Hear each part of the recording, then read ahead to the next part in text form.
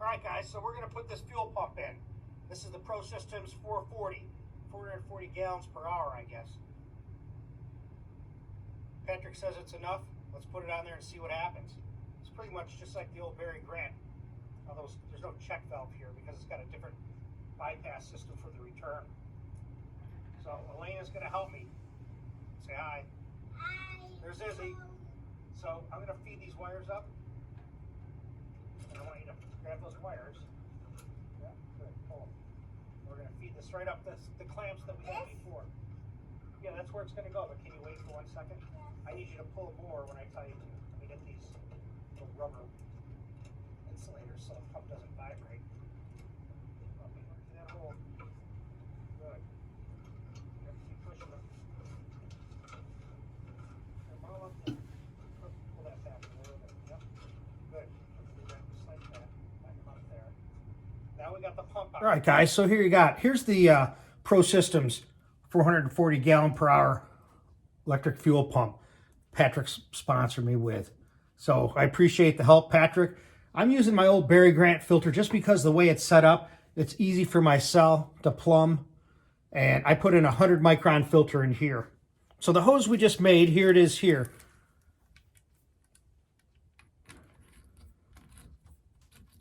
And the fittings are a little loose, so sometimes it's hard to get them to start. Well, that looks pretty good. I'll have to put some Teflon tape here or whatever, paste, to get this to seal on this pipe thread here. But that's going to go mint. Look at that thing. I'm not going to thread it on because I'm going to get a different bulkhead fitting. I want a black one to match this. Get rid of that. But that'll go fine just like that. And then the next thing we're going to do is we're going to plumb the fuel pump outlet, which is right here. So I got a fitting here, another PTFE fitting I have from Orme Brothers.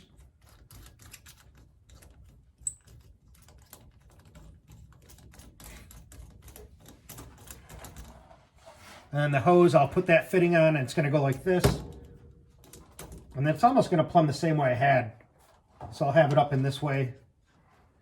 And I'll run one back all the way to the front, and then I'll run them parallel, one returning. And that'll go up here. There's a hole here I can go into. So let's put on this end, see how it looks. Curve, because you don't want any kinks in any of this stuff if you can help it. Just a nice radius so it doesn't kink. Have it secured places. And in this case, the way I have mine set up, I like it to have a nice, gentle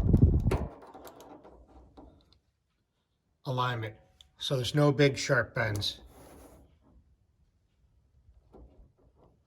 When you set it up, there's no tension. It'll fit nice.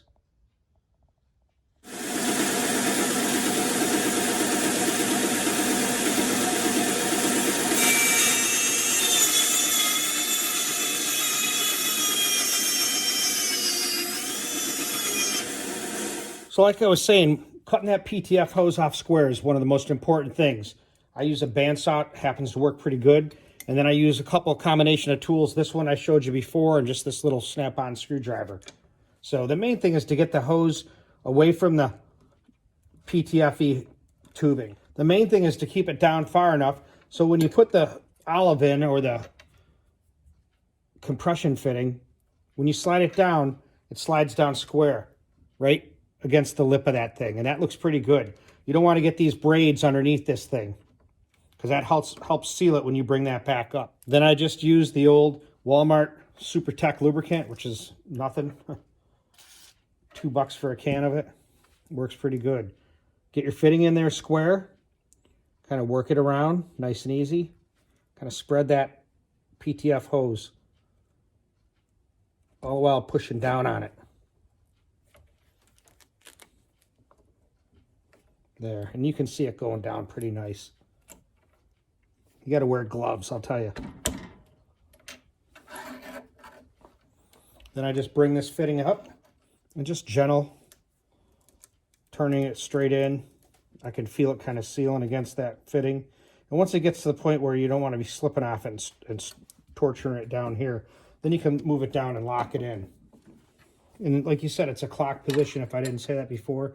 So you don't want to turn it too tight, and you want it to line up and look nice.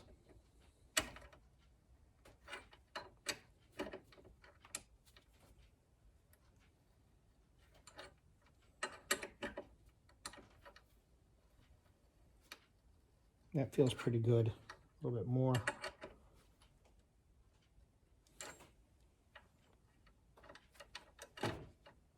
Looks good.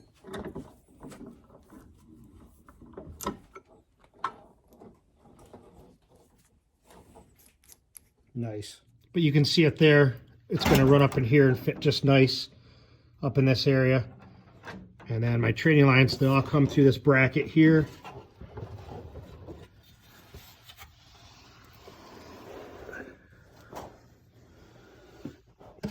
You can see how I have it going right through here where the frame connector was welded on. You can see it's tucked up nice here. This is where I had it before. So I brought it back around.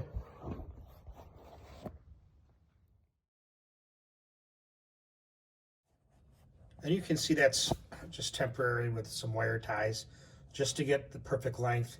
You can see it's coming down here. It's going to be mounted to here.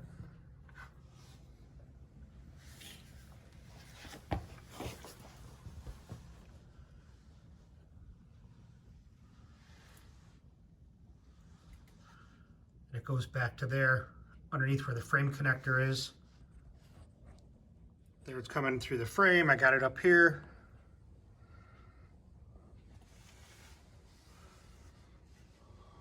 To the welding filter.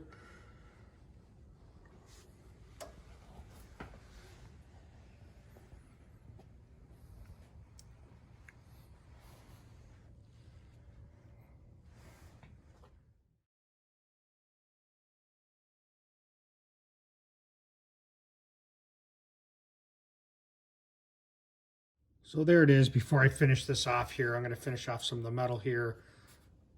Get some grommets made for that. But it looks so much better. I'll rerun this wire so it's a little bit better. But it looks so much better than having it coming from up that area. And I'll tidy that up too.